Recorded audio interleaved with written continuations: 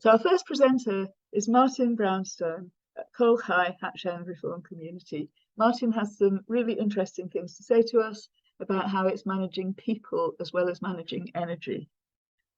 Over to you. Thank you so much for the introduction. I think given the limitation on time, actually, it might be more to do with less of people and more to do with buildings. My background is actually a chartered surveyor, so I'm going to focus my comments truly on what we've done within the building, largely on the back of a sizable refurbishment, which we undertook over COVID, in fact. Lots of pre-planning up to that point, but we actually did the work to do with the aesthetics of the building, but took the opportunity with the budget that we had of upgrading our environmental credentials. So the building, originally constructed in about 1990s with some small extensions thereafter, comprises a multifunctional room which delivers services but hosts activities, a few other rooms as well, including a kitchen and toilets, if you can picture that. So we took the opportunity of addressing, I suppose, the infrastructure, the fabric.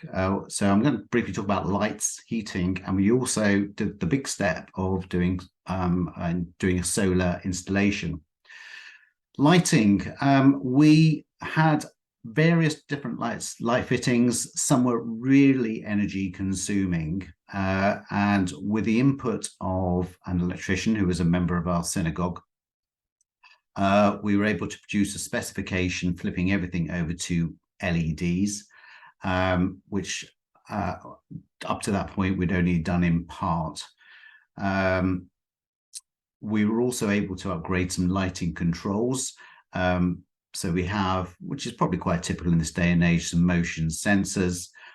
We did actually install one quite amusingly in the rabbi's office. It wasn't intending to be a joke. But when we eventually went back after COVID, the rabbi recognized or flagged up that she had to wave her hands every 5 minutes to turn the lights back on.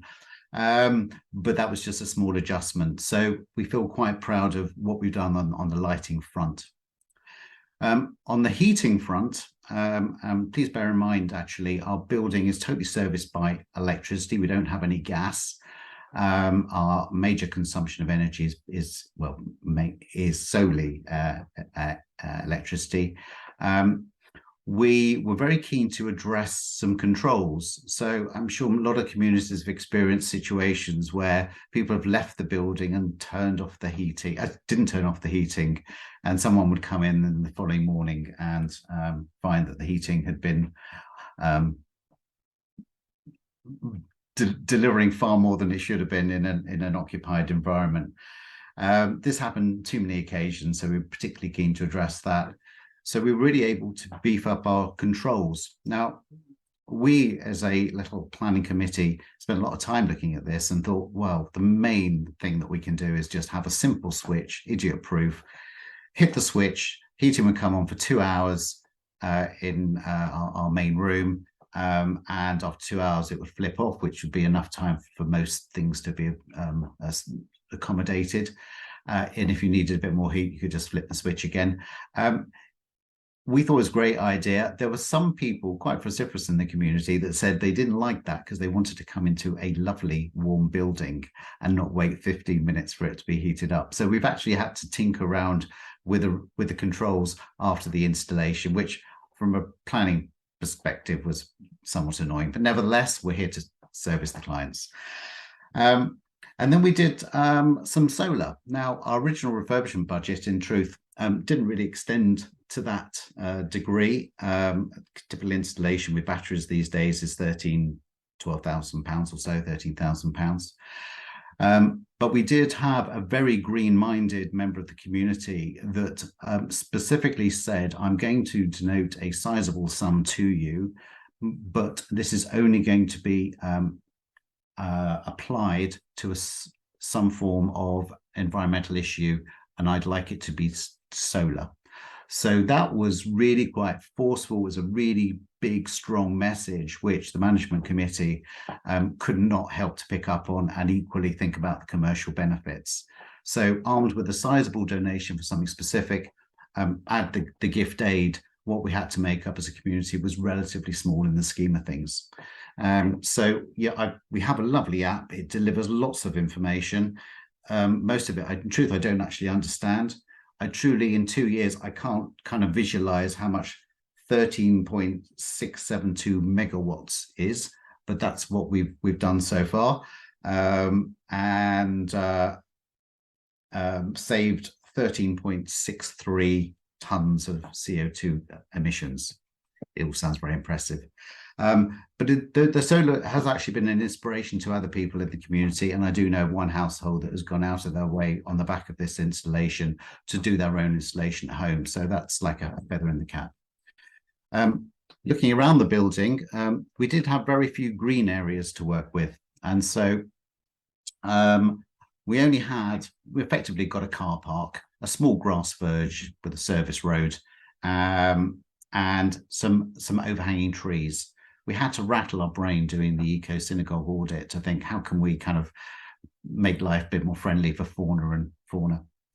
And on the back of that, one member of our green group followed an RSVP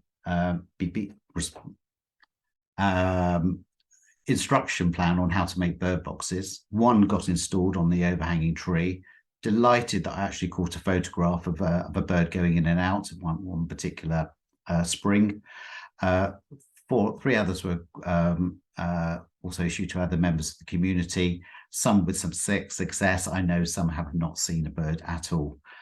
The grass verge that we also have, we played around with trying to meadow that, but in truth, that never really kicked off, and it takes far more work than we actually had the resources to apply. And now we're working on a new project, which will hopefully deliver a living wall to our building.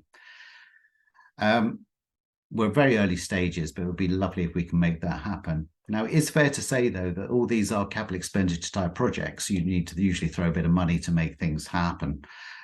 What I would say in my own learnings of this would be that people are usually people are more happy to throw money into a kitty rather than a slush fund where who knows where the money is going, if it is something project specific. So that was really highlighted to us when we did the solar panel installation. So if you are considering any, so say, CapEx projects, to cultivate interest, sending out the word that your monies would actually go to something which hopefully you might feel quite passionate about, might actually reap bigger dividends than, say, chuck some money into a pot. I don't know how much time I've got left, Fiona. Can you give me a little guide here? You can have another minute. Another minute. So there's obviously so many things that we've done, like any other community. I thought the last final thought was that to, again, raise the profile of green issues within our community, one of our members, pleased to say he's on here tonight, lobbied really hard with our management committee to include a green charity within our High Holy Day appeals.